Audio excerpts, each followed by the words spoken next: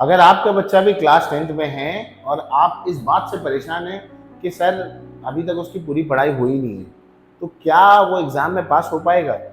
अगर मैं आपको महाराष्ट्र स्टेट बोर्ड की बात बताऊं, तो महाराष्ट्र स्टेट बोर्ड में स्पेसिफिकली इस तरह से पैटर्न बनाया गया है, जहां आप ये देखेंगे कि बच्चे को हमेशा पास होने के लिए प्रमोट किया जा रहा है, ना कि फेल होने के लिए।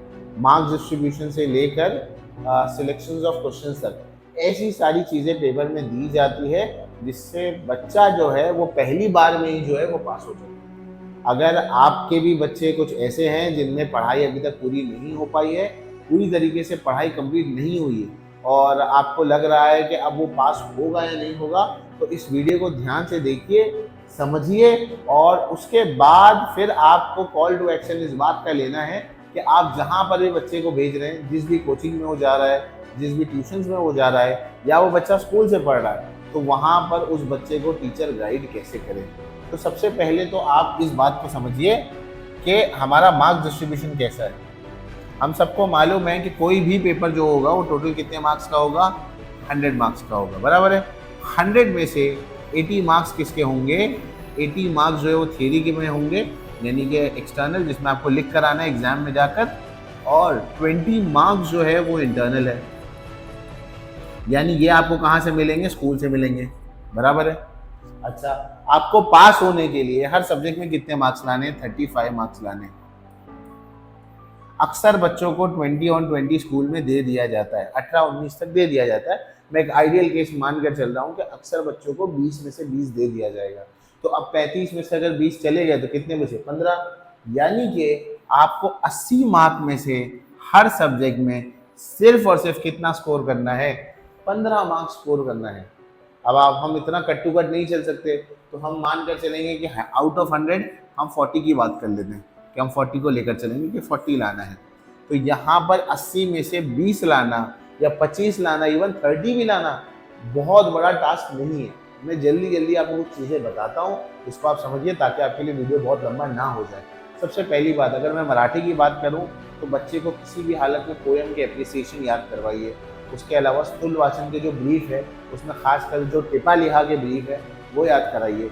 जितने भी स्थूल वाचन है उसमें से एक कोई बच्चा ऑप्शन में रख सकता है, बाकी सारे स्थूल वाचन याद करवाइए।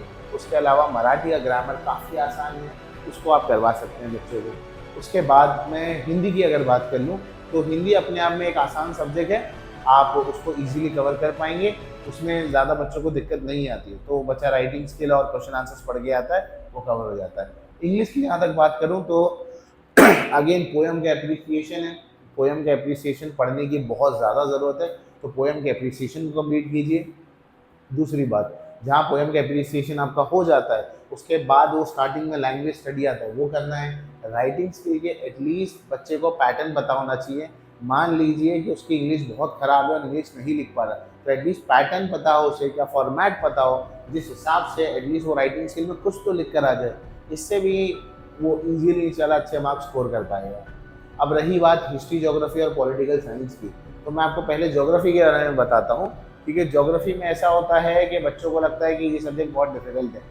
अगर आप ज्योग्राफी की बात करेंगे तो ज्योग्राफी में सबसे पहले बच्चे को बुक के जितने ऑब्जेक्टिव्स है वही कवर कराइए, बड़े आंसर्स नहीं कराइए। अगर बच्चा आपका वीक है, पढ़ नहीं पा रहा है अब तक, बड़े आंसर्स याद नहीं होते, तो बड़े आंसर्स मत कराइए, क्योंकि बड़े आंसर सिर्फ 8 मार्क के आएंगे, बाकी मैप, ग्राफ और ऑब्जेक्टिव होगा, जिसमें give reason, name the following, ये सारी चीज़ें होगी। तो प्लीज़ ज्योग्राफी में ये सारी चीज़ें करा लीजिए, आंसर इन डिटेल ना कराएं। अगर मैं हिस्ट्री और पॉलिटिकल साइंस की बात करूं तो मेरे हिसाब से पॉलिटिकल साइंस पढ़ना ज़्यादा आसान है, तो पहले पॉलिटिकल साइंस पढ़ा लीजिए, क्योंकि वो लगभग जो है उसका एक स्पेसिफिक नंबर आपके पास फिक्स दे रहा हूँ, वो 12 मार्क्स के लिए होगा, तो पहले वो कवर करा लीजिए। अगर वो 12 मार्क का नहीं है, कोई और मार्क का है, तो प्लीज़ करेक्शन कर लीजिएगा, पर लगभग मुझे जहाँ तक याद है वो कुछ 12 मार्क्स का आता है, तो वहाँ पॉलिटिकल साइंस पहले कवर कराइए। हिस्ट्री में जितना याद होता है उतना कवर करा लीजिए। अब रही बात कोर सब्जेक्ट की, मैथ्स और साइंस की बात करें, तो मैथ्स और साइंस में मैं आपको ज़रा ध्यान से कुछ बात बता देता हूँ। मैथ्स और साइंस के अंदर मैथ्स 1 है और मैथ्स 2 है, बराबर। मैथ्स 1 माने अलजेब्रा, मैथ्स 2 माने ज्योमेट्री। सिंपल भाषा में कहूँ तो ये इजी है और ये क्या है? डिफिकल्ट है। तो इजी में से भी और इजी चीज़ जो आपको करनी है, यहाँ से बच्चे को सबसे पहला चैप्टर प्रोबेबिलिटी बढ़ा दीजिए, प्रोबेबिलिटी उसका होना चाहिए, किसी भी हाल में प्रोबेबिलिटी होना चाहिए। दूसरा चैप्टर लीनियर इक्वेशन है, क्योंकि वो चैप्टर नंबर 1 है, तो मैं मान कर चल रहा हूँ कि स्टार्टिंग से पढ़े होंगे, क्लास 9th में भी पढ़ा है, तो लीनियर इक्वेशन उसको आना चाहिए मिनिमम से मिनिमम। और तीसरा चैप्टर मेरे हिसाब से स्टैटिस्टिक्स का हाफ पार्ट। अब बोलेंगे ये तो बहुत डिफिकल्ट है, नहीं एक्चुअली डिफिकल्ट नहीं है ये, आधा चैप्टर आप स्टैटिस्टिक्स का कर सकते हैं। चाहें तो जो लास्ट की एक्सरसाइजेज है वो कर लें, क्योंकि उसमें से एक बड़ा क्वेश्चन जरूर आता है, या आप अपनी मर्जी का यहाँ पर एक चैप्टर लगा ले जो आपको लगता है कि आपको आता है। इसके अंदर से कम 2 चैप्टर करके जाएं, एक है कोऑर्डिनेट ज्योमेट्री और दूसरा है कंस्ट्रक्शन। ये 2 चैप्टर मिनिमम है आपको करके आने। क्या इससे आप पास हो जाएंगे? हाँ, आप जरूर पास हो जाएंगे। या आप सिर्फ मैथ्स 1 पढ़ के भी पास हो सकते हैं? हाँ, पास हो सकते हैं। क्यों? क्योंकि आपको तो आउट ऑफ 100 मार्क्स लाने हैं ना, है ना, दोनों को कंबाइन करा के पास करना है। तो मान लो इसमें आपको 35 अकेले ही मिल गए 40 में, आपने इतना अच्छा मैथ्स 1 किया तो आप यहीं से पास हो गए। आपने ज्योमेट्री में कुछ भी नहीं लिखा तब भी आप पास हो गए। अब वही हाल साइंस 1 और साइंस 2 का भी है। साइंस 1 और साइंस 2 में सबसे पहले साइंस 2 पूरा करो, साइंस 2 में लास्ट के 5 चैप्टर पहले पूरे करो, और साइंस 1 में स्टार्टिंग के 5 चैप्टर पहले पूरे करो। अब इससे होगा क्या, साइंस 2 के जो लास्ट के 5 चैप्टर है उसमें ज्यादातर ईवीएस वाले चैप्टर्स है, वो जल्दी याद होंगे, तो उसको पूरा करना है। उसमें मैं आपको बता देता हूँ कौन से चैप्टर्स आपको पढ़ने चाहिए। टुवर्ड्स ग्रीन एनर्जी पढ़ना चाहिए, डिजास्टर मैनेजमेंट पढ़ना चाहिए, सोशल हेल्थ पढ़ना चाहिए। 2 चैप्टर आप अपने हिसाब से लगा लो जो आपको लगता है कि आपने पढ़े, चाहे वो स्टार्टिंग के लगा लो। कम से कम साइंस 1 से 5 और कम से कम साइंस 2 से 5। साइंस 1 से कौन से 5 पढ़ने चाहिए, या आप कौन से 5 पढ़ने वाले हो, वो कमेंट सेक्शन में मेंशन करके बताओ कि कौन से आप 5 चैप्टर्स अपने बच्चे को पढ़वाने वाले हैं।